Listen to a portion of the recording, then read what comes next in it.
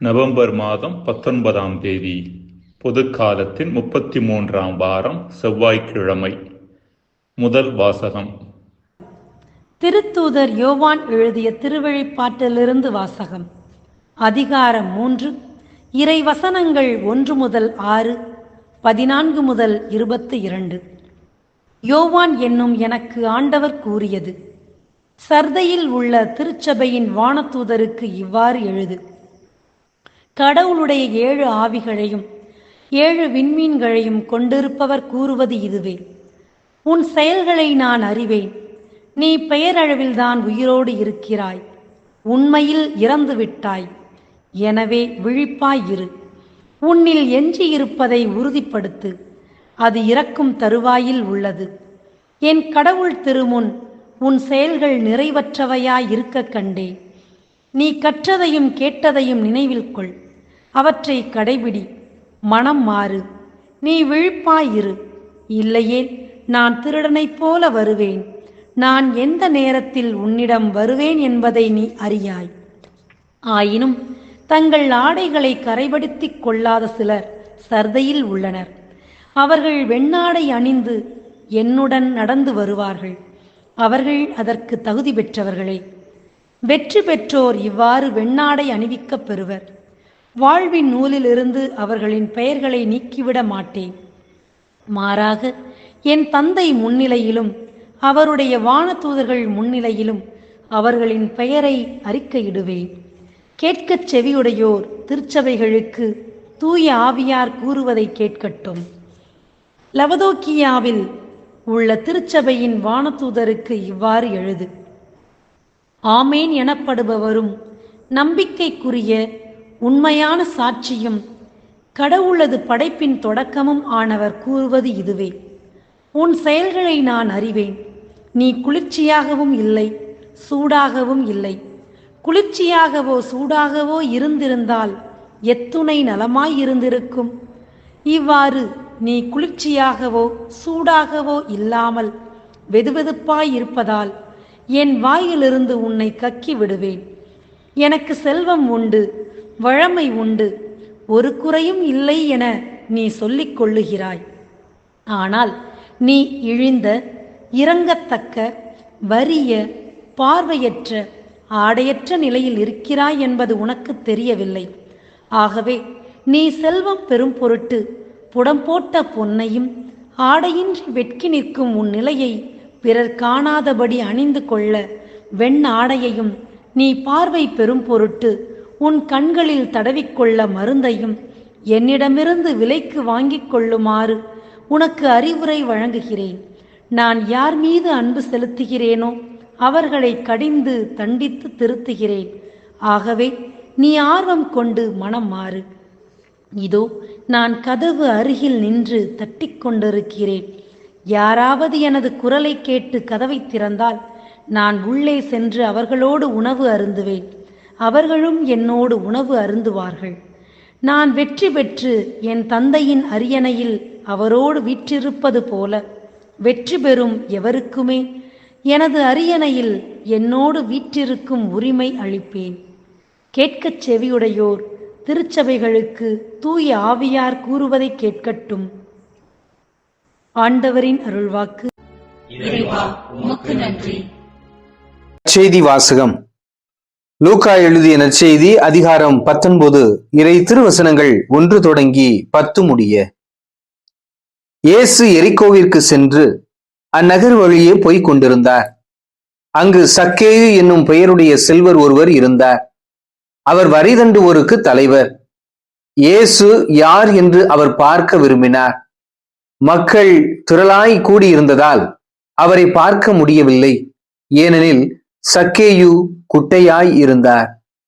அவர் முன்னே ஓடிப்போய் அவரை பார்ப்பதற்காக ஒரு காட்டு அத்தி மரத்தில் ஏறிக்கொண்டார். இயேசு அவ்வழியேதான் வரவிருந்தார். இயேசு அந்த இடத்திற்கு வந்தவுடன் அண்ணாந்து பார்த்து அவரிடம், சக்கேயு, விரைவாய் இறங்கி வாரும்.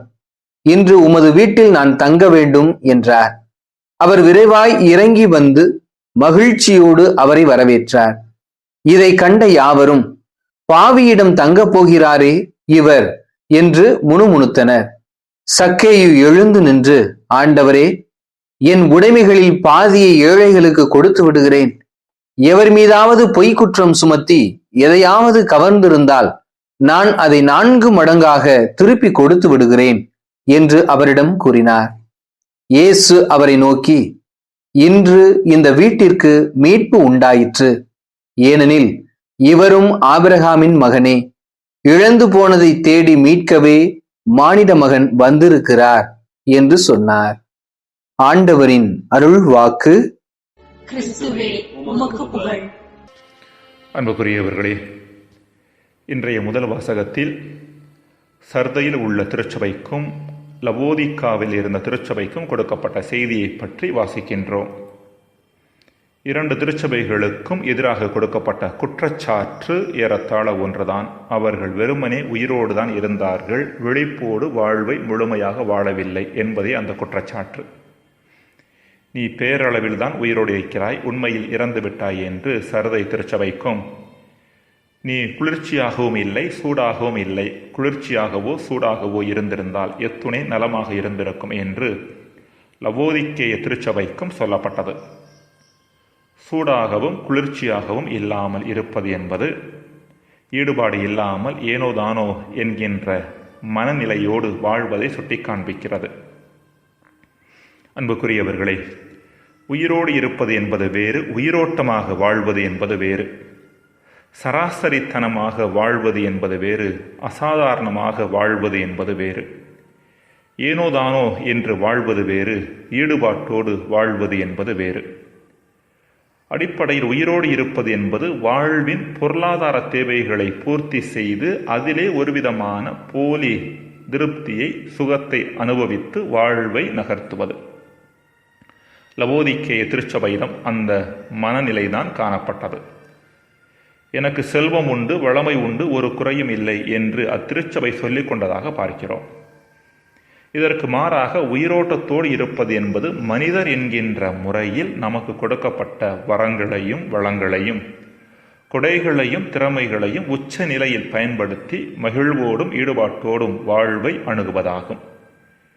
இப்படிப்பட்ட உயிரோட்டமான வாழ்வு இறைவனது உதவியினால் மட்டுமே சாத்தியம், வெறும் மனித முயற்சியினால் மட்டும் கிடைக்கப் போவதில்லை.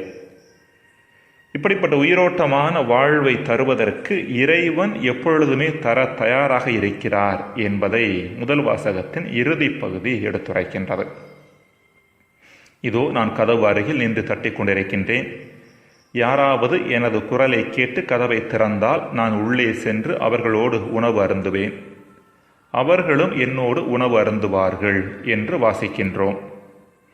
இறைவனோடு உணவு அருந்துவது என்பது அல்லது இறைவன் தரும் விருந்தில் பங்கெடுப்பது என்பது விவிலியத்தின் பின்னணியில் அவர் தரும் முழு மனித வாழ்வில் பங்கெடுப்பதாகும். தன் இதய கதவை தட்டி கொண்டிருந்த கடவுளுக்கு தன் கதவை திறந்து அவரோடு விருந்துண்ட ஒரு நபரை பற்றியே இன்றைய நற்செய்தி பேசுகின்றது. ஒரு வகையில் பார்த்தோம் என்றால் சக்கேயு பொருளாதாரத்தையே மையப்படுத்தி அதற்குள்ளே தன்னை சுருக்கி கொண்டு உயிரோடு மட்டுமே வாழ்ந்த ஒரு நபர். சராசரித்தனத்தோடு ஏனோ தானோவென்று வாழ்ந்த மனிதர். இப்படிப்பட்ட சக்கேயு இயேசுவுக்காக தனது இதய கதவுகளை திறந்தவுடன் முற்றிலுமாக மாற்றம் கண்டவராக மாறினார். அந்த மாற்றமே பகிர்வாக அவரது வார்த்தைகளில் வெளிவந்தது. வருமான வரி அலுவலகத்திற்கு கடிதம் ஒன்று வந்தது. அந்த கடிதத்தில் இவ்வாறு எழுதப்பட்டிருந்ததாம்: நான் இறந்து பல ஆண்டுகள் ஆகிவிட்டது என்று நான் திரும்ப திரும்ப கடிதம் போட்டாலும் நீங்கள் கேட்பது போல தெரியவில்லை. மீண்டும் மீண்டும் எனக்கு வருமான வரி கடிதத்தை அனுப்பி கொண்டே இருக்கிறீர்கள். அவ்வாறு அனுப்புவதை தயவு செய்து நிறுத்துங்கள் என்று அந்த கடிதத்தில் எழுதப்பட்டிருந்ததாம். இது கொஞ்சம் வித்தியாசமான கடிதமாக இருந்தாலும் இதன் கருத்து முக்கியமானது. நாம் உயிரோட்டம் இல்லாதவர்களாக வெறுமனே உயிரோடு மட்டுமே இருந்தோம் என்றால் நாம் உண்மையில் செத்தவர்களே. நீ பேரளவில் தான் உயிரோடு இருக்கிறாய், உண்மையில் இறந்து விட்டாய் என்று கடவுள் சர்தை திருச்சபையை பார்த்து சொன்னது போல நம்மை பார்த்தும் சொன்னார் என்றால் நமது பதில் மொழி என்னவாக இருக்கும்? ஜெபம். இறைவா, கொடுக்கப்பட்ட இந்த வாழ்வை உயிரோட்டமாக வாழ வரம் தாரும். ஆமேன்.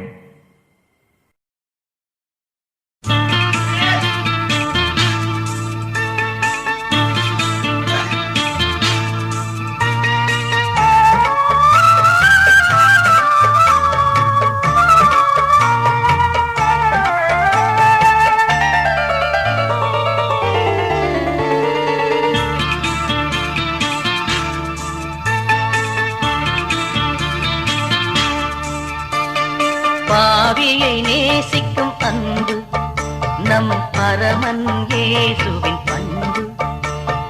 பாவியை நேசிக்கும் அன்பு நம் பரமன் இயேசுவின் பண்பு. பாவத்தை மன்னிக்க அவர் வந்தார், அந்த பண்பினை பாடமாய் நமக்கு தந்தார். பாவத்தை மன்னிக்க அவர் வந்தார், அந்த பண்பினை பாடமாய் நமக்கு தந்தார். பாவியை நேசிக்கும் அன்பு நம் பரமன் இயேசுவின் பண்பு.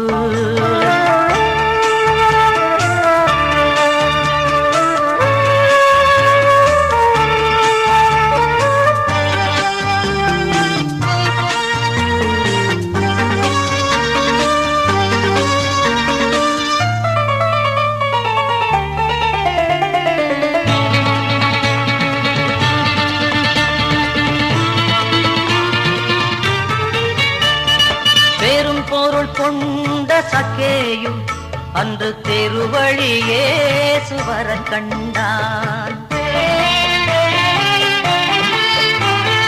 பெரும் பொருள் கொண்ட சக்கேயும் அன்று தெருவழி இயேசு வரக் கண்டான். தெய்வத்தின் திருமுகம் கண்டிடவே அந்த குரு மனிதன் மரத்தில் ஏறி நின்றான். அந்த குரு மனிதன் மரத்தில் ஏறி நின்றான்.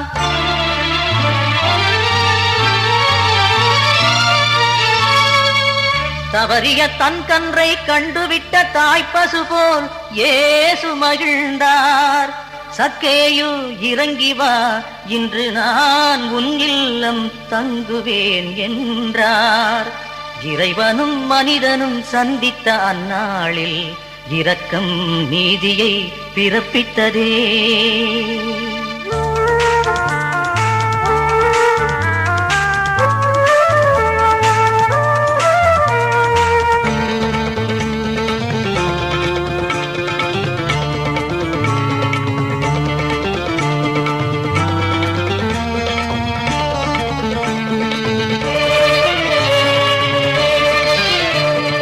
அன்பினை பொழிந்த இயேசுவிடம் அன்றே தன்னை இழந்தான் சக்கேயு.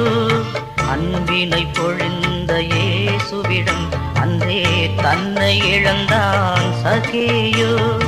என் பொருள் யாவும் ஏழையர்க்கென்றான் அவன், என் பொருள் யாவும் ஏழையர்க்கென்றான். உன் இல்லம் பெற்றதே மீட்பு என்றார் இயேசு, உன் இல்லம் பெற்றதே மீட்பு என்றார்.